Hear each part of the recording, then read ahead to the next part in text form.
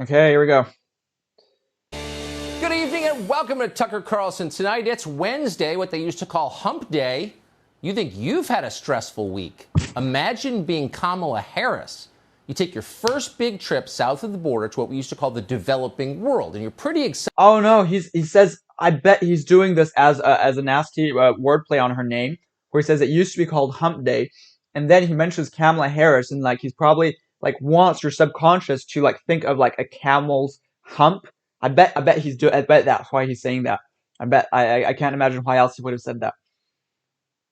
Nah, that's not about it nice. because Okay, you know I said Mother Tucker, so okay, fair enough. I said that in a previous video, so okay. that as a licensed person of color, all the other people of color you're going to meet will be thrilled to see you.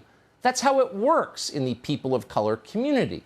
I don't think people are actually saying that, are they? I don't know. Do people really? I think it's more like they think that they'll be happy to see her. Maybe, well, in part, yeah, because it's true that they're maybe not used to seeing people of color in power, and women in power, and but also I think they're just maybe expecting that people might be happy to see you if you actually show that you care about them a little. Much in common that getting along is effortless. It's one big happy community. You're oppressed, they're oppressed, you'll be friends. If you're Kamala Harris, that's what you've always assumed. But it turns out you were wrong. You finally get to Guatemala and you discover that actually the people there Okay, college, they find you phony and annoying.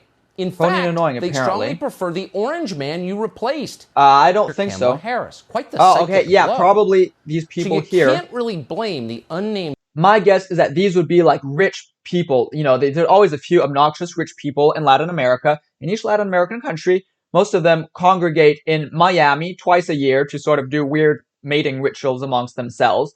But yeah, and those are probably the people that were there demonstrating. Okay, it's sort of obnoxious rich Latin American millionaires that want to keep everybody else super poor so that they can have like a nice, you know, quality of life, being just like landowners and having servants and stuff. White House staffer who swooped in to say, though it does make sense. I'm We jumping. do know that Univision denies that the lady who told Harris, "I voted for you" at a press conference, had ever worked for the network. So whoever she was, she made Kamala Harris's day. "Thank you," Harris replied gratefully. And then, her spirits raised, Kamala Harris returned to immigration policy. What is her immigration policy exactly? Simple. Now that we've solved every domestic problem and turned this country into a peaceful, happy utopia, it's time to take all the money we Nope, I don't think people believe that because the Republicans are hell-bent on preventing that from happening. we've got left over and give it to Central America. Basically, even like the Democrats don't want that because Democrats themselves are half Republicans. Democrats are Nazis themselves. So by and large, I don't think they want that. Yeah, basically, if you benefit from the monopoly of living in a country that's much more economically successful, I think it's fair that you should share. Yeah, which is why I advocate for not so much for immigration, but for simply a global basic income. That way, everybody gets it, and that is pure individualism. It's not based on any kind of stupid country thing.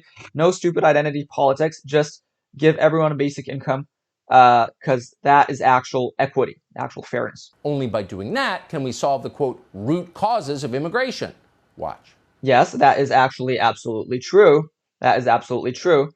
If you want to solve immigration, like maybe how about, you know, fix the huge differential in wealth and income between these different countries? Obviously, people want to come into the richer country as long as they're super poor, right? Especially if they still have to work hard to just make any money at all. What we must So, do to address the root causes of migration, to address the root causes. The issue of root causes so you're is just not showing going to be root solved causes in again? one Yeah. trip. So you To basically, address the root so basically you advocate not solving the root causes. You advocate just doing superficial stuff. So like not, you know, just putting a band-aid instead of finding a causes cure. as though it's something that can be dealt with overnight. To feel the effects of those root causes on our shores. Yeah. And the root causes are based on the They're problems making fun and of the her just for challenges repeating that people are a very facing important in countries concept. like Guatemala. Include climate change, of course, violence against women, Uber shortages in Midtown over holiday Wait. weekends. Let's have a These look at this. root causes. The root What are these root causes? So what are these root causes? Well, they include climate change. Okay, so what are these root causes? They include climate change? Yep. For now, it's not that big of an issue yet. I agree, but Of course, violence yeah, but it is going to be an issue. It's going to be a huge issue. But it's going to be an issue also like domestically in the United States anyway. I don't think it's going to be more of an issue in poorer countries, except that because people are poorer, they'll just be less buffered. against women. Yeah, violence against women. Right, as if that's, oh, violence against women. Ha ha. How funny. How ludicrous that one might actually believe that there is such a thing as violence against women in shithole Latin American countries that hate women. How funny. Uber shortages in Midtown over holiday Uber shortages in mid. weekends, and Okay, so that now he's just being facetious, like. the patriarchy. And the patriarchy, yeah, the super huge machismo in those Latin American countries. Yeah, ever heard of that? Okay, how about you change sex and go to Guatemala, go to El Salvador, and see what happens when you get pregnant and you try to abort and you go to get sent to prison for life for doing that. And even like you actually are left to die because you're not even allowed to have an abortion to even save your own life. Okay, how about that? How about that? Once we solve those, we're done. We've solved the problem. So Well, no, what we won't be done yet because we'll still have the even bigger problem of what to do with people like you and all you Republicans that follow it's him. simple. Make Latin America perfect. That's all we need to do. It Yeah, that is exactly what we need to do. You Nazi. You shouldn't Nazi. be hard. People It like isn't Kamala hard.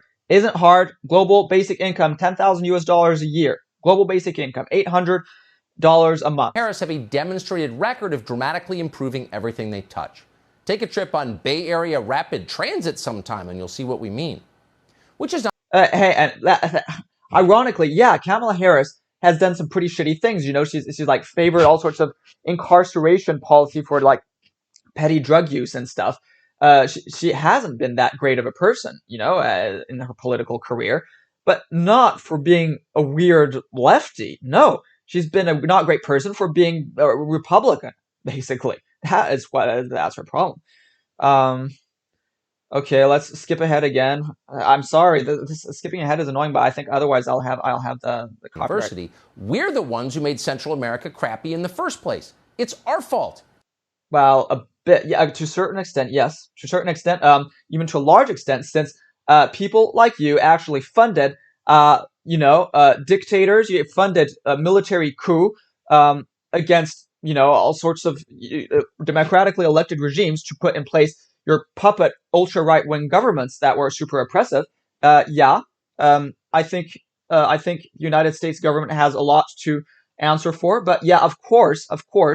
That is not to say that the people themselves aren't responsible. It's not to say, of course, that it's just inherently the United States. But rather, that in any case, what I want to make you understand is that in any case, stop thinking in terms of countries. Just think in terms of people. If a person is born in Guatemala, do they really choose to be born in Guatemala? Do they really choose to be poor? No, of course they don't.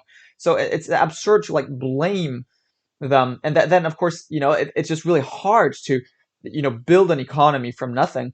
And the United States has had lots of advantages. And in any case, how is it fair that you individually benefit just from the fact of being born? That is a monopoly. You have a monopoly on having a U.S. citizenship.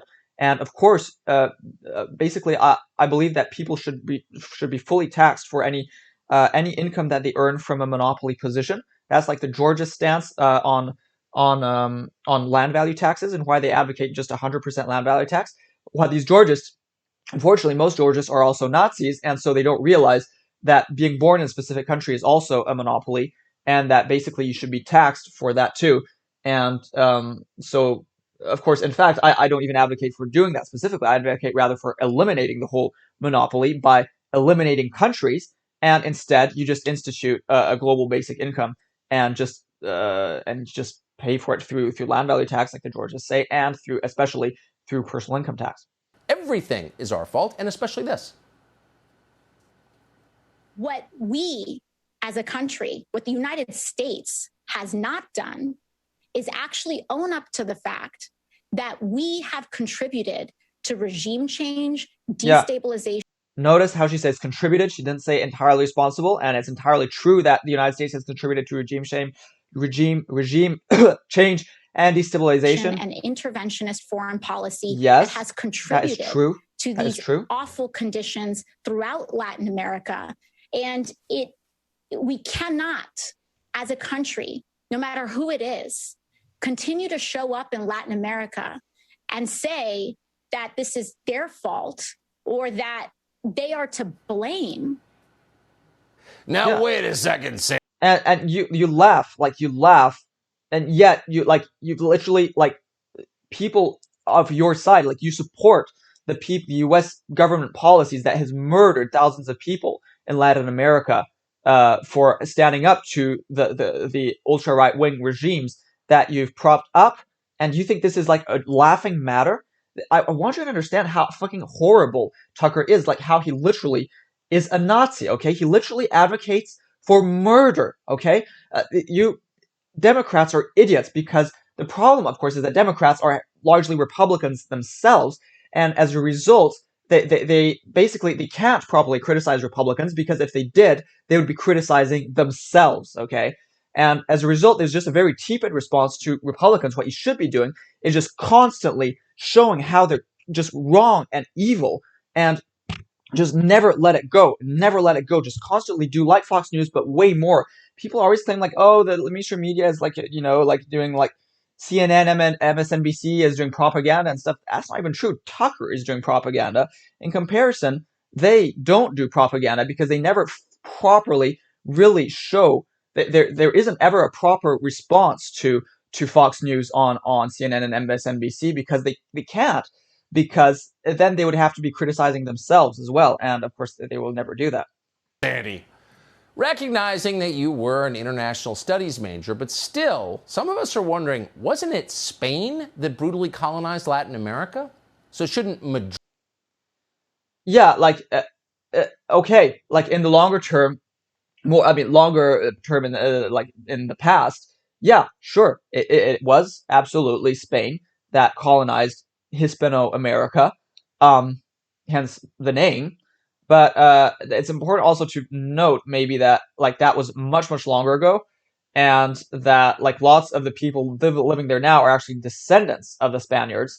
And in any case, there's much less continuity between the Spanish government back then and now. It literally used to be, a feudal society, and now, okay, there's a sort of, how do you say, de jure monarchy, but it's a democracy, so you can't really consider it part of the same thing. Whereas the U.S., it's still very much the same thing, right? It's the same government structure, and you're basically defending that government structure because you'll reference precisely to old presidents and stuff, and consider it as being part of a continuum. Whereas the Spanish don't reference their old colonies as being part of the sort of the current country. It's not. There's definitely a kind of a split between the old Spain and the current Spain. Madrid be kicking into the Reconstruction Fund here? Or is European Spain now considered a nation of color and therefore blameless? We'll have to check with a BU professor on that and get back to you. But we can agree, however, that in general, lots of these sort of lefty types are very quick to blame everything on Europeans and to be completely blind to the shitty things that non-Europeans do. Agreed on that. But in the meantime, here's an idea, kind of a random one. Why don't we fix the United States first? We had a conversation with... Yeah, if that is very ironic since you're doing everything you can to prevent fixing the United States. Literally, if you want to fix the United States, again, the first thing you'd need is the basic income anyway. So that's basically the number one thing to do, and you obviously don't want that. So that's completely irrelevant. I mean, your whole thing is ridiculous. All people, the president of El Salvador not so long ago, and he made that point. We are in his country shooting a documentary on MS-13 and immigration. During that interview, the president pointed out that actually it might make more sense for people on, say, the south side of Chicago to apply for refugee status in El Salvador, not the other way around, because it's less dangerous in El Salvador. The United States has seen apparently, I've heard controversial sources saying that with the new president, I can't remember what he's called, but that new young guy with that's converted to Islam or something, and he actually apparently made the murder rates go way down in Salvador. But again, that was from a source that wasn't really very reliable, so I don't actually know. I'd have to look it up. But if that's true, then yes, then that would be true. But overall, El Salvador murder rates are extremely high and much higher than the United States, and much higher even than in, I mean, not much higher, but they're more like comparable to the most dangerous neighborhoods of the United States, basically. Dramatic increase in crime and in murders Yes. in cities across the country. What would your advice be to leaders in the U.S.? To be tough on crime. Yeah, it's this guy. Actually, I can't remember what he's now, called. Before El Salvador was the murder capital of the world. Like Yeah, exactly. 3 years ago, we were Yes. the murder capital Yeah. of the world. Okay. Now, crime has been Let's have a look at this actually. El Salvador murder rates. Oh wait, I was watching this on Chrome. I thought it was on Firefox. Has fallen since 2015. The per capita annual homicide rate has fallen from 81 per 100,000 in 2016 to 60 in 2017, 50 in 2018, 36 in 2019. This new rate remains more than 7 times the murder rate in the United States.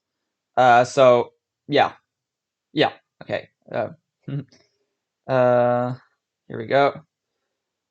reduced by 75%, violent crimes. And so now it is more dangerous to live in Chicago, for example, than to live in El Salvador.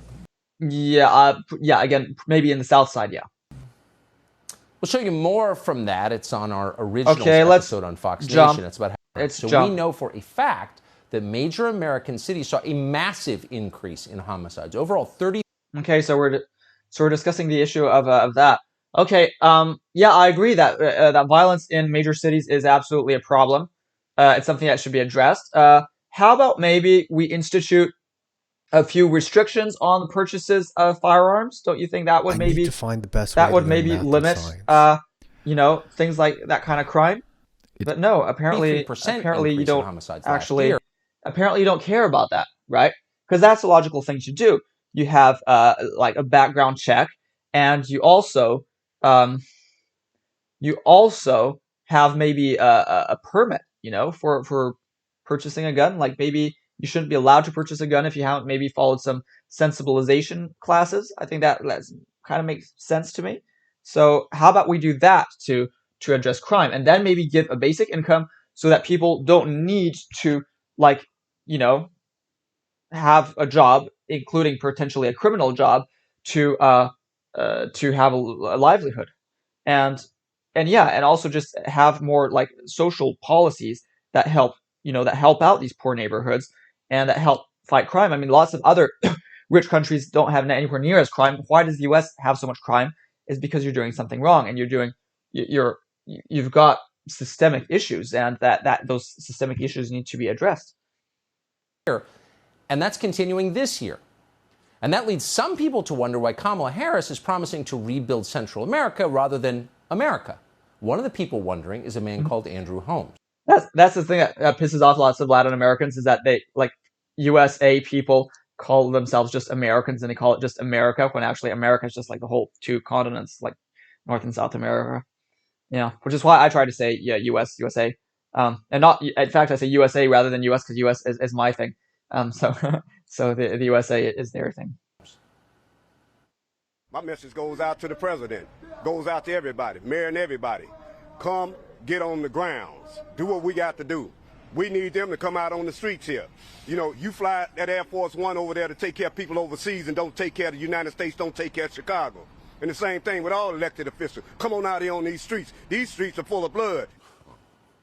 Well, yeah, that's not a partisan talking point. It's true.